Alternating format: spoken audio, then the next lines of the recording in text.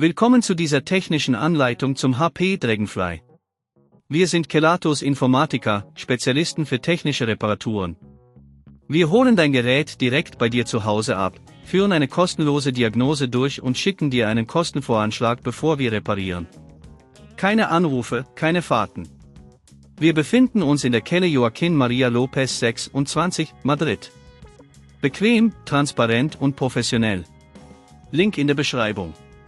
In diesem Video sprechen wir über ein häufiges Problem, das viele Benutzer des HP Dragonfly erleben: der Disk macht komische Geräusche. Diese Geräusche können auf ein mechanisches Problem oder auf einen sich anbahnenden Ausfall hinweisen.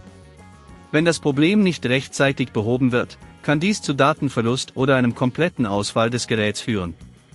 Um dein HP Dragonfly zu reparieren, benötigst du folgende Werkzeuge: einen Kreuzschlitzschraubendreher, eine Antistatikmatte, eine Pinzette und eventuell einen neuen Festplattenspeicher, falls der aktuelle defekt ist.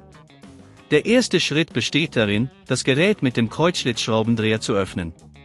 Achte darauf, die Schrauben sicher aufzubewahren und notiere dir die Positionen, damit du sie später wieder korrekt einsetzen kannst.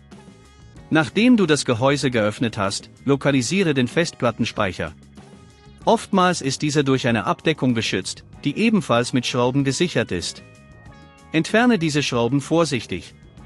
Wenn du die Abdeckung abnimmst, sieh dir den Festplattenspeicher genau an. Wenn er defekt ist, kannst du ihn einfach herausziehen. Achte darauf, dass du die Kabel vorsichtig absteckst, um keine anderen Komponenten zu beschädigen.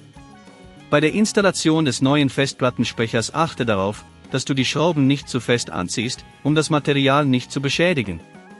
Wenn dir das an dieser Stelle zu kompliziert wird, denk daran, dass wir bei Kelatos dein Gerät zu Hause abholen und es dir repariert zurückschicken. Nachdem alles wieder zusammengebaut ist, schließe das Gehäuse und ziehe die Schrauben gleichmäßig fest.